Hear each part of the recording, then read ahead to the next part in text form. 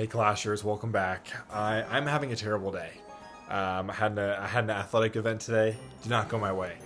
And I thought, what could make me feel better than losing a few Clash Royale games? And so that's exactly what I'm doing here today. And so I hope you enjoy, and I hope that I'm not in tears by the end of the video. So this guy's running Royal Hogs. I'm against Jack Frost 6, good name, and Diddy Cage. I'm assuming this guy's got, yeah, okay.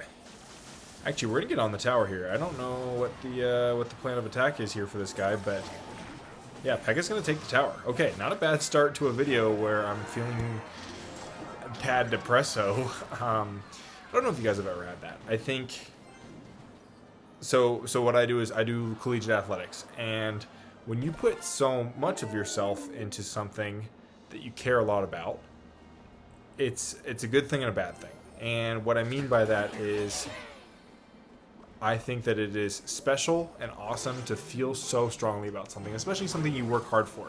And in athletics, you spend a lot of time training, or whatever that looks like. You know, you spend a lot of time working out or learning technique or whatever that might be. And so when things don't go your way, it hurts. But it hurts in a good way. And what I mean by that is that it feels good to feel so bad about something. I think relationships are very similar. It feels really good to hurt so bad. I've had that before in a relationship where you care a lot and it sucks, but it feels good because it sucks. And maybe it doesn't feel good because it sucks right away, but it does eventually. And that's kind of what today feels like. I care a lot, and I love what I've been spending my time doing. And, you know, when things don't go your way, that's part of caring about something a lot, is you're gonna really hate it and you're gonna be really upset.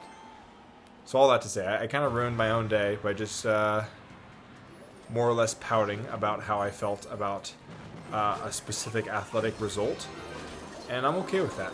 You know, I think that's just part of the cycle of life, is caring about something and having it suck a lot and then getting back right on the horse. Like I think that it all goes back to, nothing would feel good if everything didn't feel like anything.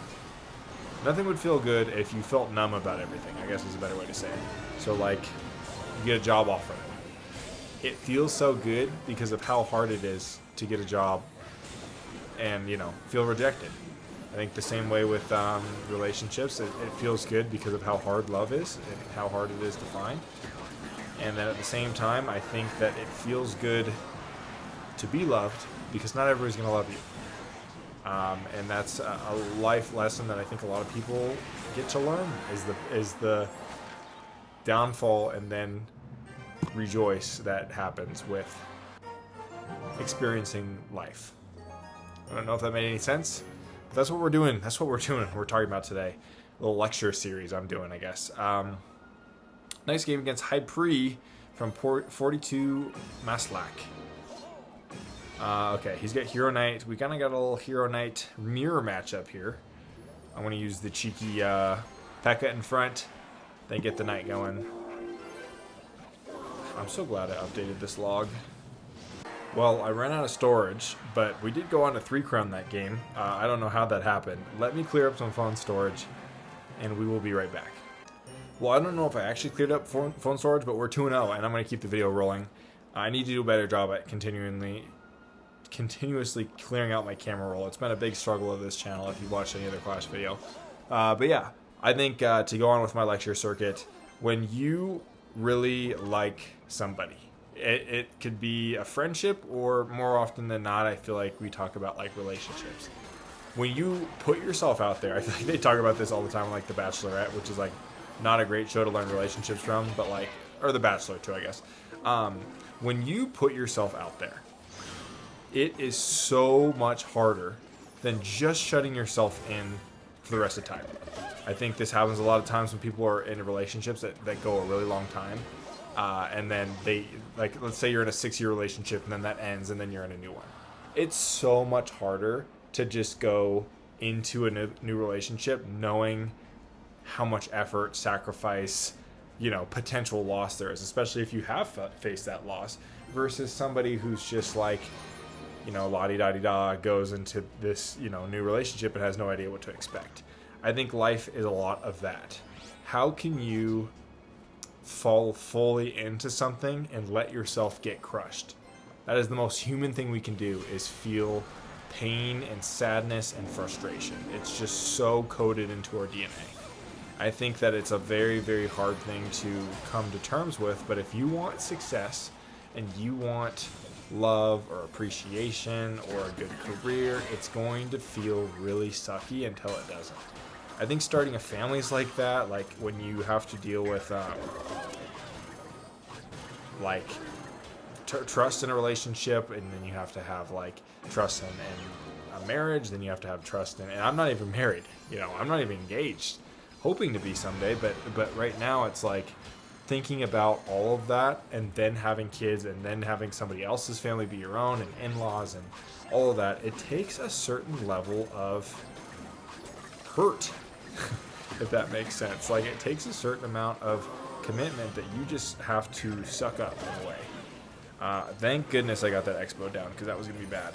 I think the yapping's helping me today. Usually it doesn't help me, but right now it's helping me. This guy's main gig is going to be the expo, and I hate that.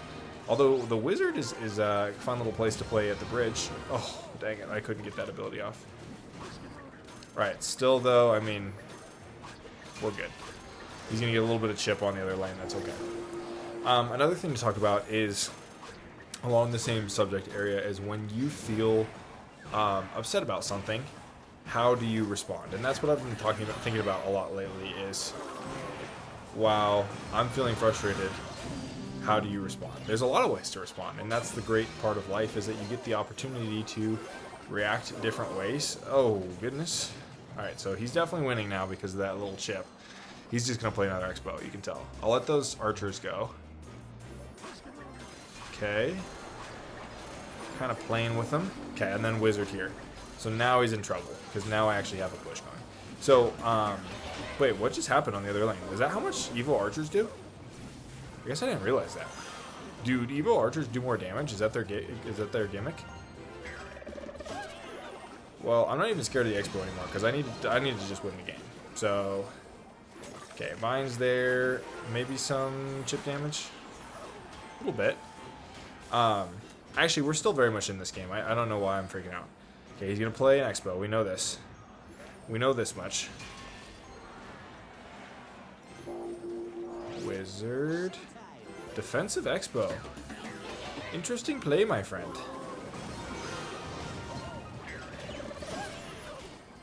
Might as well fire. I might. Come on. I'm going to leave that in. But come on, girlfriend. We're recording here. Okay, so what was I even talking about? Oh, just like, honestly, I don't remember. One of the things I'm fearful for right now, like I'll open up, is having a career. So I'm getting this master's degree, and he just rocket cycled me. I'm getting this master's degree in a month. I'm 3 weeks away, like 3 weeks away from getting a master's degree, which is awesome. I spent a lot of time and a lot of hard work and a lot of money getting this master's degree. It was a 1-year master's degree. I just got my undergrad for the last 4 years.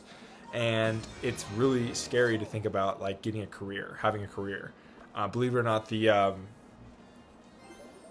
$40 a month I make on YouTube is not enough to pay the bills, but doing pretty well for the side hobbies. But with all that being said, I worry that getting a career is going to be, or starting my career is going to be really hard, and I'm worried about it.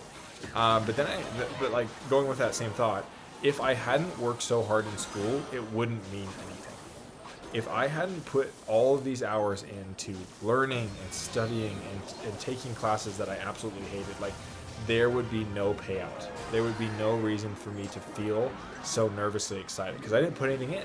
I put a lot in. I put more than I've ever put into anything before in my educational pursuits. That's kind of like the goal. That's what I wanted. Because if you don't do that, then I think I was going to regret that decision if I didn't take my education seriously.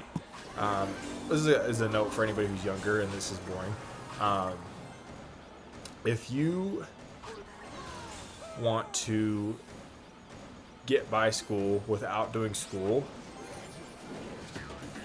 you're just going to have to suck it up. I know that's hard, but there's always something that you can be passionate about, and you have to find what that is. For me, it took some weird incentives. It took learning that there are more important things in school, but that school is just something you have to deal with. I think a story of mine is the